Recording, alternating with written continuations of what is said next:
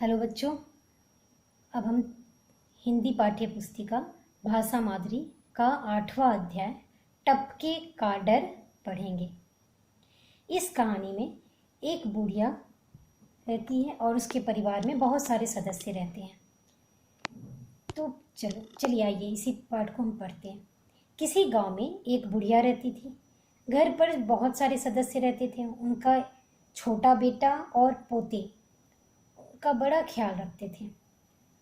उसका सबसे छोटा पोता उसके पास ही सोता था और सोते समय दादी से कहानियां भी सुनता था।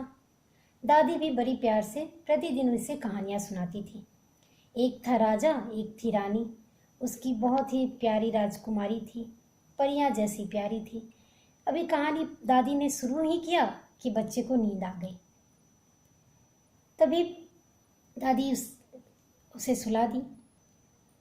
उसी समय रात को उस वर्ष बहुत ही वर्षा हो रही थी, तो रात में बारिश काफ़ी तेज़ हो गई। इतनी तेज़ हुई कि बंद होने का नाम ही नहीं ले रही थी। अच्छे अच्छे मकान अगल बगल के सभी बारिश से टपकने लगे थे।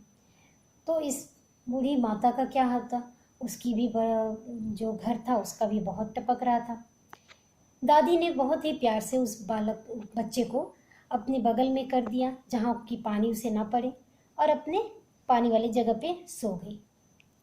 पानी अभी भी बरस रहा था, चारों तरफ अंधेरा छाया हुआ था। तभी वो बच्चा भी उठ गया।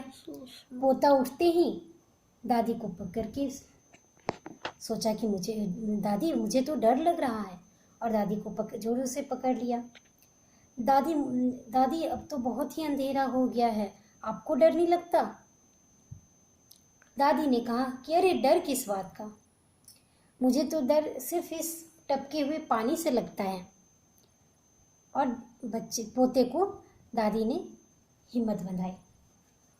उस दिन एक शेर आंधी पानी में घबराकर बुढ़िया के अंधेरे घर में आकर छिप गया था।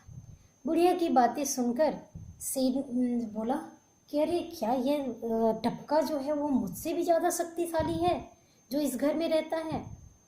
तब तो बहुत ही ये मुश्किल है यहाँ रहना। शेर सोचते सोचते घबरा गया और जंगल की ओर भाग गया। अब उसके दिमाग में केवल टपका समाया हुआ था। उसने अभी एक टपके को देखा नहीं था, बस वह हर समय डरता रहता था कि कहीं वह इधर जंगल में ना आ निकले। इसी डर के कारण वह एक टूटी और उजाड़ झोपड़ी में छिप गया। इस आंधी पानी के बीच एक कुम्हार का गधा कहीं भाग गया। कुम्हार हैरान हुआ, कहाँ चले गया? ऐसे में वह सोचता रहा। वह अपने दोस्त के घर गया। भैया रामू, उसने दरवाजे पर आवाज़ दी। रामू जो उसका दोस्त था वह भी आंधी पानी के कारण घर में ही था। जब उसने अपने भाई बंधु की आवाज़ सुनी तो वहीं से चिल्लाया, हाँ भैया, अरे बाहर कहाँ खड़े हो, अंदर ही आ जाओ, इस पानी में कहीं खांसी जुकाम ना हो जाए, और हो गई तो बहुत मुश्किल हो जाएगा।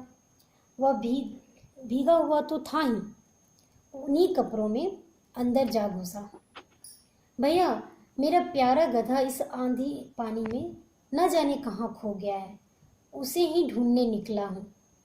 तुम्हारे गधों के साथ ही तो नहीं चला गया? नहीं भैया, मेरे यहाँ तो नहीं है, तुम मेरे घर में घुस कर देख लो, रामू ने कहा।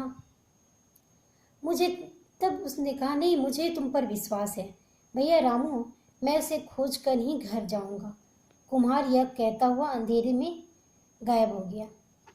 इसी तरह वह कई लोगों के घर जा जाकर पूछता रहा और सबके घर गया, लेकिन उसे गधे का कोई पता नहीं चला। हैरान परेशान होकर वह इधर उधर मारा फिर रहा था। इधर पानी, उधर अंधेरा, उसे कुछ भी नहीं दिखाई दे रहा था। वह एक पंडित के घर गया। वह जानवर खो जाने पर लोगों की दिशा और स्थान का पता बता देते थे, तो लोग अपने जानवरों को ऐसे पकड़ लाते थे जैसे उसे खूंटे से खोलकर ला रहे हों।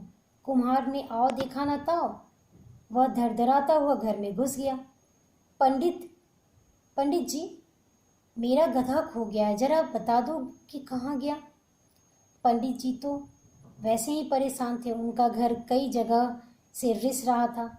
उन्हें कुम्हार का बेवक्त आना अच्छा नहीं लगा। पंडित जी गुस्से में बड़बड़ा कर बोले, होगा किसी खाई गड्ढे में। कुम्हार खाई और पोखर में गधे की तलाश में जुट गया।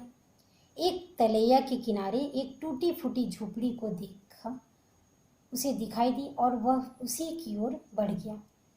हो न हो मेरा गधा इस तलैया में ही आसपास फंसा होगा।